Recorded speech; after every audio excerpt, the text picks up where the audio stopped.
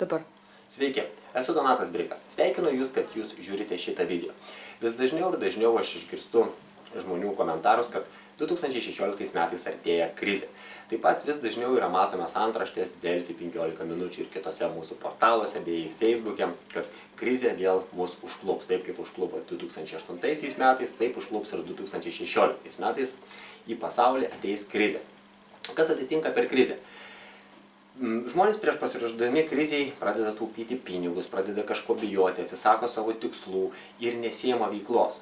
Krizė padarinius turi dar prieš ateidama, dėl to, kad žmonės matydami ir girdėdami įvairius tos atsiliepimus, straipsnius, laikraščiuose pradeda atsisakyti tų dalykų, kuriuos jie norėtų padaryti. Pavyzdžiui, jie ir taip ilgai ruošiasi išeiti iš komforto zonos tam, kad pasiekti savo tikslą ir staiga pamato laikraštyje antraštę, kad į pasaulį ateina krizė. Ir kas atsitinka su žmogaus veiksmais, jam balselis pasako, kad turiu pasiteisinimą, palauksiu, kol krizė praeis, bus geresni laikai ir tada aš galėsiu užsiimti tą veiklą, kurią norėjau ir siekti savo tikslų kriziai praėjus.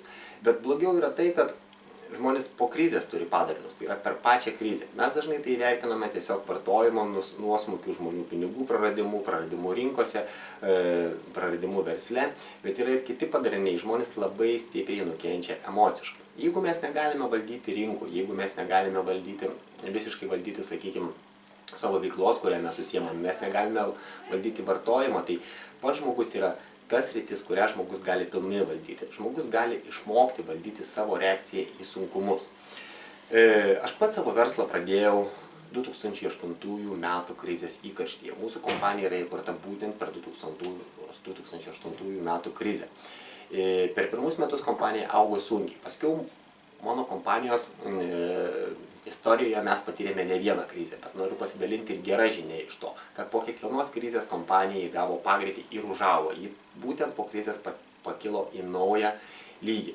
Taigi krizė netgi rytų filosofijoje, rytų hieroglifose atspindi du žodžius. Pirmas dalykas, tai krizė iš tiesų yra problema, kurią reikia spręsti. Bet antras hieroglifas simbolizuoja, kad krizėje yra galimybė, tai yra sprendimas. Jeigu jūs priimsite gerą sprendimą, jeigu jūs imsitės teisingų veiksmų ir teisingai reaguosite į krizę, jūs kaip tik pakelsite savo lygį ir pasieksite geresnių rezultatų. Kas viso šito norėtumėt? Pakelkite rankas, duokite vienas kitam 5 ir pasakykite, tu esi šaunuolis ir moki reaguoti į sunkumus. Beje, mokslininkai, kurie analizavo sėkmingus žmonės, tie, kurie pasiekė daugiausiai sėkmės pasaulyje, jie pastebėjo tokį dalyką, kad išskirtinis jų dalykas buvo tas, kad šitie žmonės mokėjo reaguoti į sunkumus.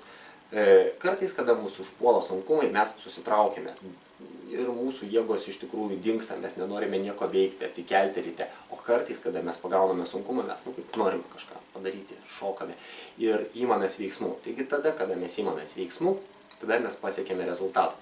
Taigi, jeigu tu nori būti iš tų žmonių, kurie krizės metu, kurie esant sunkumam, nesvarbu ar kriziniam sunkumam, ar šiaip sunkumams, norite pasiekti rezultato, aš kviečiu jūs į savo seminarą, 6 valandų seminarą, kuriame mes 6 valandas treniruosim savo įsitikinimus, savo pasąmonę į sunkumus reaguoti taip, kad mes imtumėmės ir veiktumėm ir pasiektumėm dar geresnių rezultatų. Iki susitikimo seminare.